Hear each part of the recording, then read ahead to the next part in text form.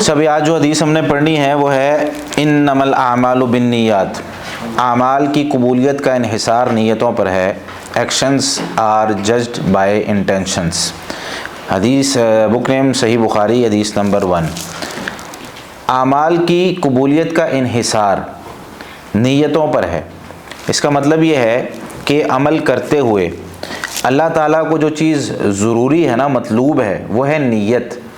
بندہ کئی دفعہ اپنا کام کر رہا ہوتا ہے، دوسرا بندہ جو ہوتا ہے نا جس کے سامنے میں کام کر رہا ہوں، اسے ہمارے دل کا، ہمارے دماغ کا نہیں پتہ، اندر کی چیزیں وہ نہیں جانتا ہے کہ میں کیا سوچ رہا ہوں، کس لیے یہ کام کر رہا ہوں. مثال کے طور پر کئی دفعہ اس طرح ہوتا ہے، میں استاد جی کی خدمت کر رہا ہوں، ٹھیک ہے، کوئی چیز ان کو دے رہا ہوں یا کوئی چیز ان کو پانی لا کے دے رہا ہوں یا کوئی اور اس طرح.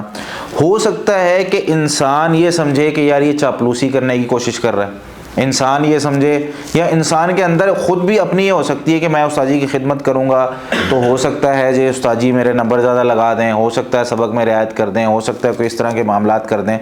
یہ چیزیں سوچنا غلط ہے اور اس طرح کام کرنا بھی غلط ہے. اس سے نقصان کیا ہوتا ہے؟ کام تو ہم کر ہی رہے ہیں، کام تو ہو رہا ہے کہ نہیں ہو رہا، وہ جو فائدہ میں سوچ رہا ہوں وہ بھی کہیں نہ کہیں ملے گا، ٹھیک ہے. اگر تو غلط چیز ہے تو اس کا تو فائدہ نہیں ملے گا، لیکن اگر صحیح فائدہ سوچ رہا ہوں کہ میں اگر استاد جی کی خدمت کروں گا، ٹھیک ہے، مجھے یعنی استاد جی جو ہیں وہ میرا خیال رکھیں گے، یہ اچھی بات ہے کہ استاد جی کو بچوں کا خیال رکھنا چاہیے، بچوں کو استاد کا خیال رکھنا چاہیے، بچوں کو اپنے بھائیوں کا خیال رکھنا چاہیے، بہنوں کا خیال رکھنا چاہیے، ہر اپنے عزیز و اقارب کا خیال رکھنا چاہیے، ٹھیک ہے.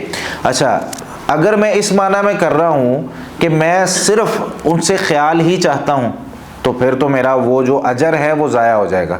میں اگر اس لیے کرتا ہوں کہ ایک بڑے کی خدمت کرنا اس میں اجر ہے، میں اگر والد صاحب کی خدمت اس لیے کرتا ہوں کہ مجھے پیسے ملیں گے، ٹھیک ہے، میں امی کی خدمت اس لیے کرتا ہوں کہ امی کہیں ابو کو نہ بتا دے، ٹھیک ہے، یہ والی سوچ اس کو ختم کر دیں.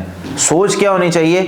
ماں کی خدمت اس لیے کرنی ہے کہ میرا اللہ اس سے راضی ہوتا ہے، ٹھیک ہے، اللہ تعالیٰ نے حکم دیا ہے، ماں کے قدموں تلے جنت ہے، ٹھیک ہے. تو ماں کی خدمت اس لیے کر رہا ہوں، باپ کی خدمت اس لیے کر رہا ہوں کہ باپ نے جو ہے وہ اللہ تعالیٰ نے باپ کی اطاعت کا بھی حکم دیا ہے، والدین دونوں کی اطاعت کا حکم دیا ہے نا. تو ہم اس نیت سے کام کریں. کوئی بھی کام، میں نماز پڑھ رہا ہوں، اگر میں اس نیت سے پڑھتا ہوں کہ استاد جی دیکھ رہے ہیں تو پھر تو میری نماز قابل قبول نہیں ہے، ضائع ہو جائے گی، پڑھی ہوئی نماز ضائع ہو جائے گی، ٹھیک ہے، وہ اللہ کے ہاں پہنچے گی نہیں. کیوں؟ میں یہ کہہ رہا ہوں کہ استاد جی دیکھ رہے ہیں تو میں نماز پڑھ رہا ہوں، استاد جی نہیں دیکھ رہے، میں گھر گیا، گھر جا کے میری نماز ہی کوئی نہیں، نہ فجر، نہ ظہر، نہ عصر، نہ مغرب، نہ عشاء، ٹھیک ہے، کوئی نماز نہیں. کیوں؟ استاد جی نہیں دیکھ رہے تھے. تو فرق پتہ چل جاتا ہے بندے کی نیت کیا تھی، بندہ کیوں عمل کر رہا تھا.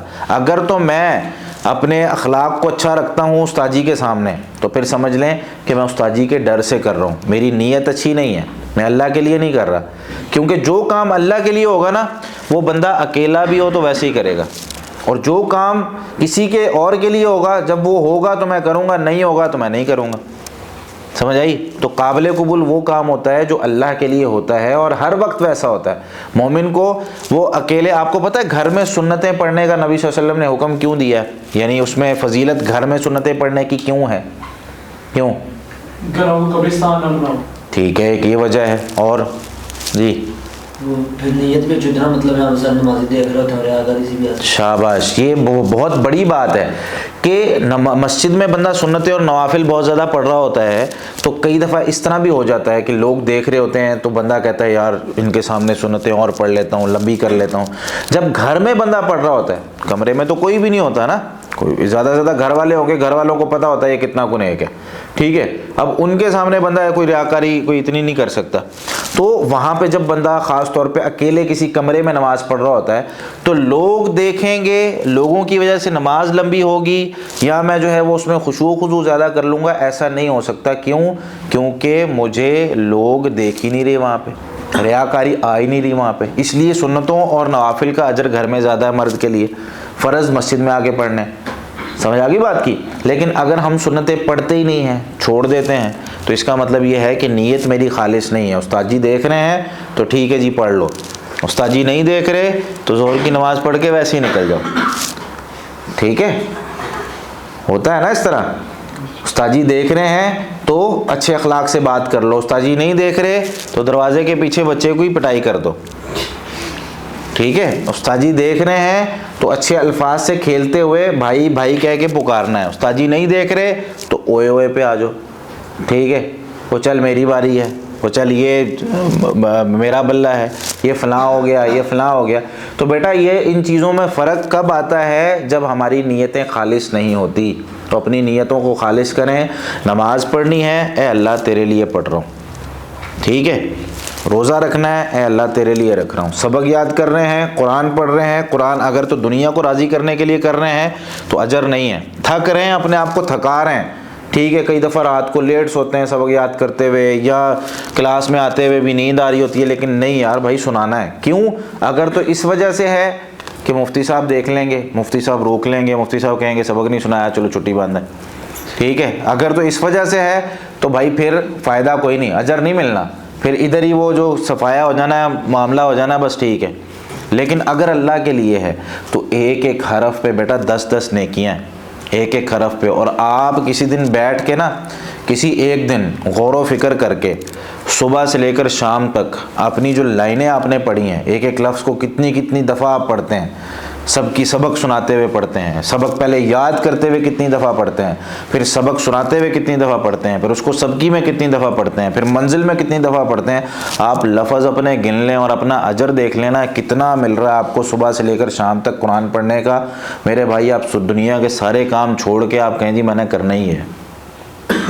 صرف غور و فکر کی بات ہے اور نیت کی بات ہے. اگر اللہ کے لیے کر رہے ہیں تو وہ اجر ہے. مثال کے طور پر ایک بندہ ہے, 1 ارب کی 10 نیکیاں ہیں نا, تو کوئی کیلکولیٹ کر سکتا ہے کہ اگر آپ نے جو ہے وہ 500 لفظ پڑھے ہیں تو 500 لفظ کی کتنی نیکیاں مل سکتی ہیں؟ 5000. 5000, ٹھیک ہے. چلیں آپ لوگوں کو جو ہے نا وہ, میں حساب میں ماہر نہیں ہوں, ٹھیک ہے, آپ لوگوں کو پتہ ہے, چلے 5000 لگا لیں. 5000 نیکیاں تھوڑی ہیں, کم ہے. یہ سب سے کم ترین میں بتا رہا ہوں آپ کو. باقی آپ لوگ جتنا زیادہ پڑھیں گے نا اتنا زیادہ بیٹا اجر ہے.